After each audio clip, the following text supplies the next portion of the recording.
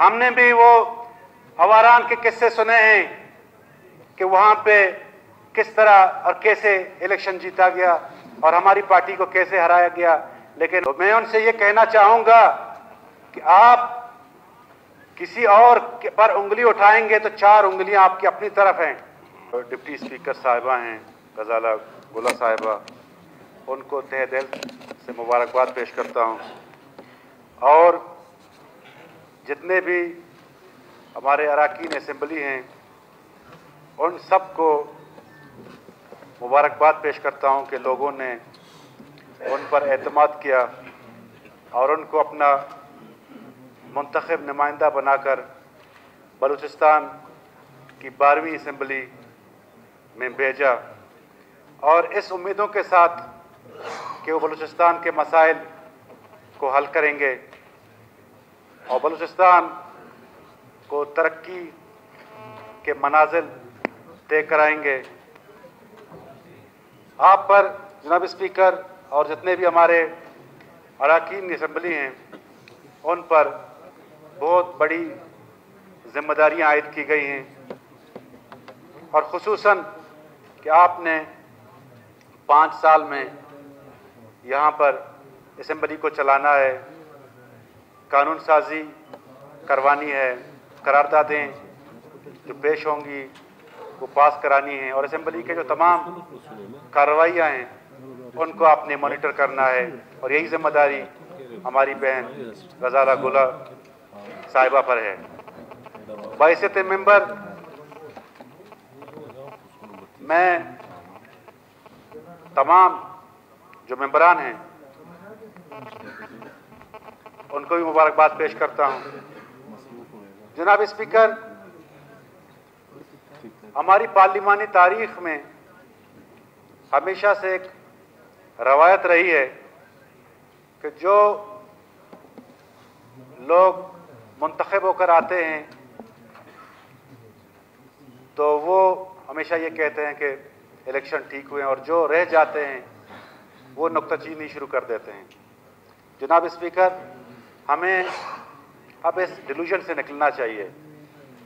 इंतखाबात जो कि एक आइन का हिस्सा हैं और मुल्क को चलाने के लिए पार्लिमान बहुत ज़रूरी है और पार्लिमान तमाम अदारों की माँ तस्वर की जाती है और उसको मुंतखब करने का इख्तियार पाकिस्तान की अवाम को है और अवाम ने बड़ी खुशअस्लूबी के साथ अपने नुमाइंदों को चुना और जिन पार्टियों ने हिस्सा लिया अगर वो रह गए हैं तो उनको मज़ीद मेहनत करनी चाहिए, मज़ीद कोशिश करना चाहिए, ना कि सिर्फ पार्लिमान को जो है तनकीद का निशाना बनाएं।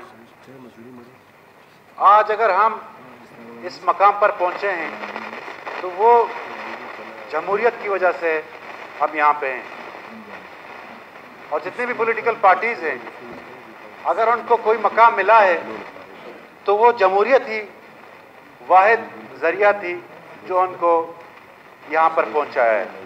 अगर आप तारीख देखें, अगर कुछ जमातों को एतराज़ है, order in the house please, जो बाकी मेंबरान हैं उन पर अगर वो एतराज़ करते हैं तो जनाब स्पीकर तो उन पर भी एतराज़ बन सकता है। शीशे के घर में रहकर किसी को पत्थर नहीं मारा जाता।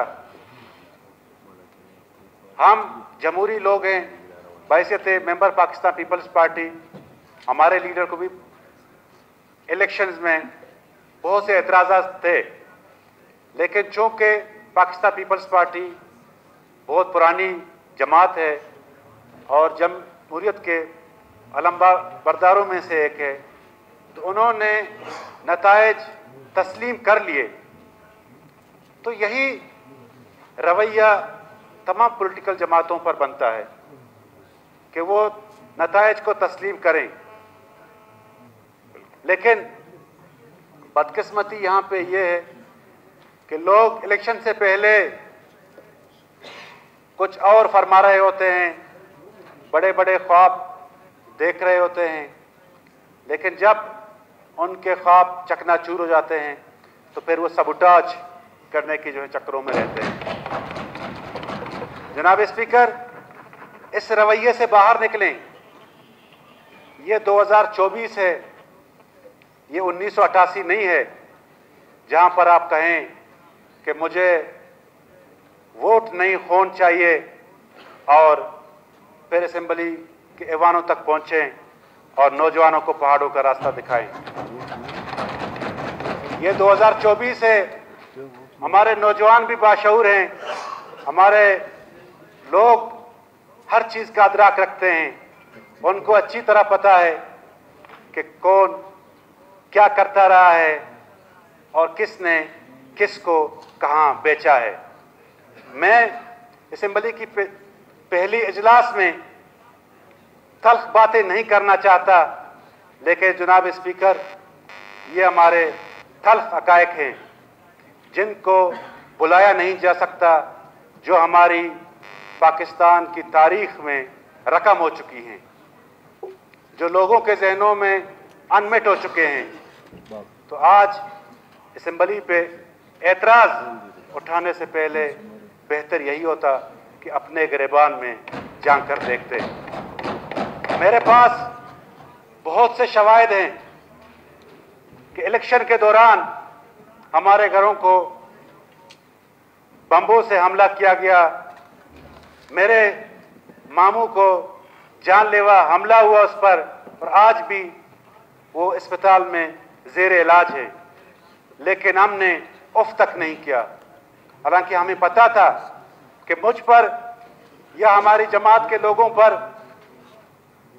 हमले होते रहे, उनको जो है टारगेट किया जाता रहा, लेकिन कुछ पॉलिटिकल पार्टीज को जो है खुली छूट दी। तो क्या हम ये हक बजानिब नहीं होंगे कि उन पर एतराज़ करें कि दहशतगर्दों ने सिर्फ हमारा ही घर देखा था, उनको आपका घर नजर नहीं आया? या हम इसको एक गठजोड़ तस्वर करें? जनाब स्पीकर, बहुत सी ऐसी बातें हैं जिनको सीने में रहना चाहिए, जिनको जो है अगर बाहर निकालेंगे तो बहुत से पर्दा नशीन खुल के सामने आ जाएंगे। और ये मैं ज़रूर कहूँगा कि अब मुनाफिकाना और दुगलापन की सियासत नहीं चलेगी। अगर आप इक़्तिदार के ऐवानों में जाकर वहाँ इक़्तिदार की भीख मांगेंगे और अवाम में जाएंगे, उनको भाड़ का रास्ता दिखाएंगे, जनाब स्पीकर, ये नहीं होगा। इसको जो है ना अवाम कबूल करती है, ना हमारे बाशऊर नौजवान कबूल करते हैं, ना जो है ये इस मॉडर्न दौर में एक्सेप्टेबल है। तो मैं उनसे ये कहना चाहूँगा कि आप किसी और पर उंगली उठाएंगे तो 4 उंगलियां आपकी अपनी तरफ हैं। हमने भी वो वीडियोस देखे हैं जो कैप्टन के बैठक में टप्पे लगाए गए, लेकिन हमने कुछ नहीं कहा। हमने भी वो अवारान के किस्से सुने हैं कि वहाँ पे किस तरह और कैसे इलेक्शन जीता गया और हमारी पार्टी को कैसे हराया गया, लेकिन हमने उफ नहीं किया। हमने उन फोरम का रास्ता इख्तियार किया जो हमें आईन ने दिया था। पंजगूर के किस्से मीर असद ने बेहतर यहाँ पर बैठ के बताए कि कैसे वहाँ पे गुल खिलाए गए और जमहूरियत का कैसा गला घोंटा गया। लेकिन जनाब स्पीकर, अपनी बारी में तो सब ठीक, जब कोई और जमहूरी अमल का हिस्सा बनकर असेंबली तक पहुंचता है तो उस पर जो है उंगलियां उठाई जाती हैं। जनाब स्पीकर, इस असेंबली में ऐसे ऐसे लोग मुंतखब होकर आए हैं जिनकी लोग मिसालें दिया करते हैं। हमारे अब्दुल मजीद साहब, इन्होंने बड़ी मेहनत की और स्टेटस को तोड़कर असेंबली का मेंबर बने। गवादर से मौलाना दातुर रहमान साहब, इन्होंने बड़ी जद्दोजहद की और इस मकाम पे आए ताकि वो लोगों की खिदमत कर सकें। और आज जब आप उंगली उठा रहे हैं कि ये नुमाइंदा जमात नहीं है। इस वजह से कह रहे हैं कि आप क्यों बड़ी कम तादाद में लोगों ने मुंतखब किया, या आप जो ख्वाब देख रहे थे वो पूरा नहीं हुआ। ख्वाब देखना अच्छी बात है, आप ज़रूर देखा करें, लेकिन उसके पास उस ख्वाबों को अगर आप तामीर करवाना चाहते हैं, पहले मुनाफिकाना और दुगलापन की जो लबादा आपने ओढ़ा हुआ है उसको जो है हटा दें, अवाम के पास जाएं, अवाम से जो है वोट लेके आएं, आप हुकूमत बनाएं, हुकूमत चलाएं, इस मुल्क के जो है निज़ाम चलाएं, कोई आपको रोकेगा नहीं।